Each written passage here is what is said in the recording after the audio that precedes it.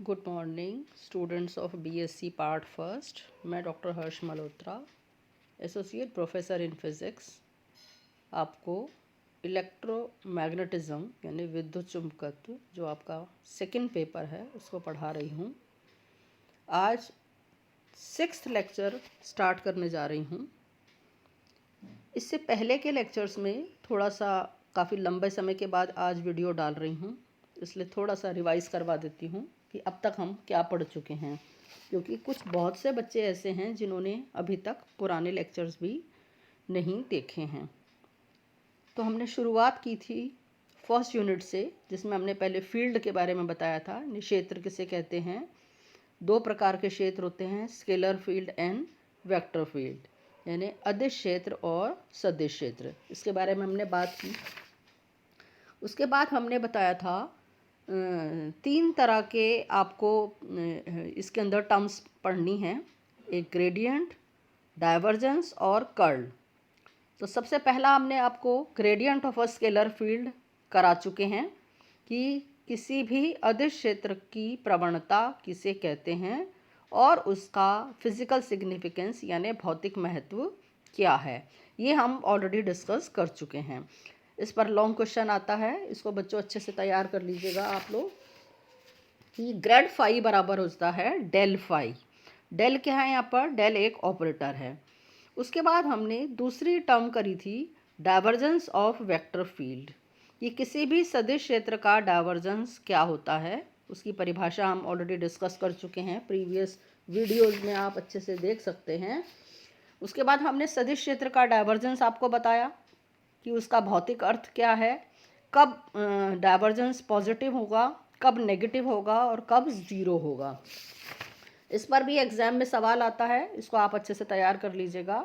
Then उसके बाद हमने डिस्कस किया था 5th जो वीडियो था, हमारा लेक्चर था, उसके अंदर हमने कराया था आपको डाइवर्जेंस इन कार्टेशियन कोऑर्डिनेट्स, यानी कार्तीय निर्देशांकों में डाइवर्जेंस का क्या मान होता है। और हमने इसको निकाला था कि किसी भी सदिश क्षेत्र का डाइवर्जेंस यानी divergence of vector A is equal to del dot A. Del क्या है? यहाँ पर एक ऑपरेटर है और ए वो सदिश क्षेत्र है। ये हम कर चुके थे। अब है नेक्स्ट जो आज का हम लेक्चर स्टार्ट करने जा रहे हैं, जो हमारा 6th लेक्चर है, वो है आपका गॉस डाइवर्जेंस थ्योरम। गॉस की डाइवर्जेंस प्रमेय ये क्या होती है? किसी बंद पृष्ठ पर लिया गया किसी सदिश क्षेत्र का पृष्ठ समाकलन उसके डाइवर्जेंस के आयतन समाकलन के बराबर होता है। राइट, मैं फिर से रिपीट कर रही हूँ कि किसी सदिश क्षेत्र में बंद पृष्ठ पर लिया गया किसी सदिश क्षेत्र का पृष्ठ समाकलन यानी सरफेस इंटीग्रल उसके डाइवर्जेंस के वॉल्यूम इंटीग्रल के बराबर होता है। तो यहाँ आपने देखा लेफ्ट साइड के अंदर आपका क्या है कि सरफेस इंटीग्रल है, बंद पृष्ठ पर। इंटीग्रल पर हमने गोला लगा रखा है, इसका अर्थ है बंद पृष्ठ।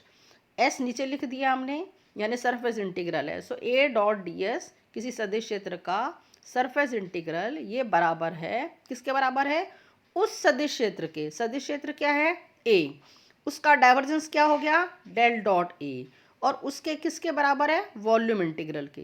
तो हमने क्या करा, उस सदिश क्षेत्र का डाइवर्जेंस लिया हमने, डेल डॉट ए लिया, ये डाइवर्जेंस हो गया, और उसका हमने क्या लिया है? Volume integral. और ये दोनों क्या होते हैं? बराबर होते हैं। इसी को बोलते हैं हम Gauss divergence theorem. The surface integral of a vector field over a closed surface is equal to the volume integral of its divergence and this is known as Gauss divergence theorem. And अब ये theorem किस काम आती है? This theorem is used to convert the surface integral into volume integral.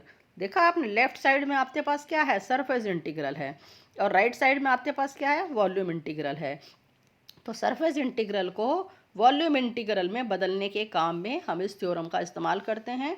अभी हम आगे जाकर इसका थ्योरम का इस्तेमाल करेंगे, तब आपको पता चल जाएगा कि किस प्रकार से इस थ्योरम का प्रयोग किया जाता है। तो ये था आपका गॉस डाइवर्जेंस थ्योरम, जिसको एग्जाम में भी पूछा जाता है बहुत बार। नेक्स्ट आर्टिकल जो हम इस लेक्चर के अंदर डिस्कस करने जा रहे हैं वो है derivation of Gauss's law from inverse square law, यानी व्युत्क्रम वर्ग के नियम से गॉस के नियम की व्युत्पत्ति। अब इनवर्स स्क्वायर लॉ क्या है, आप सभी जानते हैं इनवर्स स्क्वायर लॉ क्या है। जैसे कूलाम लॉ है, कूलाम के नियम में भी क्या होता है कि दो आवेशों के बीच लगने वाला बल उन दोनों आवेशों के गुणनफल के समानुपाती यानी डायरेक्टली प्रोपोर्शनल होता है, और उनके बीच की दूरी के वर्ग के व्युत्क्रमानुपाती यानी inversely proportional to the square of the distance between the two charges. ये कहलाता है हमारा इन्वर्स स्क्वायर लॉ, राइट। तो इसी का हम इस्तेमाल करेंगे और इसकी सहायता से हम गॉस के नियम की उत्पत्ति निकालेंगे। तो हमने क्या किया, हमने यहाँ पर एक सरफेस ली है, एस एक सरफेस है, उस सरफेस के अंदर सपोज एक प्लस क्यू चार्ज रखा हुआ है, ठीक है। तो माना किसी बिंदु O पर प्लस क्यू आवेश किसी काल्पनिक बंद पृष्ठ S द्वारा परिबद्ध है। अब क्या किया हमने, इस पृष्ठ को छोटे छोटे अल्पांशों ds में बांटा जाता है, और ऐसे ही एक अल्पांश ds को हमने यहाँ पर कंसीडर किया है। माना P बिंदु जो O से R दूरी पर अल्पांश क्षेत्रफल ds पर स्थित है। अब हमें क्या करना है, P बिंदु पर विद्युत क्षेत्र की तीव्रता ज्ञात करनी है। अब P बिंदु पर विद्युत क्षेत्र की तीव्रता इनवर्स स्क्वायर लॉ के अनुसार E बराबर क्या होता है, 1/4 pi epsilon 0 Q upon R square into R cap, क्योंकि आप सभी जानते हैं कि विद्युत क्षेत्र का जो मैग्नीट्यूड है वो बराबर है 1/4 pi epsilon 0 Q upon R square, और R कैप क्या है, उसकी दिशा यानी एकांक सदिश है। ये है हमारा कहाँ से है, व्युत्क्रम वर्ग के नियम से है। अब इस दिए गए जो अल्पांश क्षेत्रफल है उसमें से निकलने वाला जो फ्लक्स होगा यानी विद्युत फ्लक्स बराबर होगा d बराबर हो गया E डॉट ds, राइट। तो हमने अब क्या करना है, E का मान समीकरण 1 से उठाकर हम d में रख देंगे।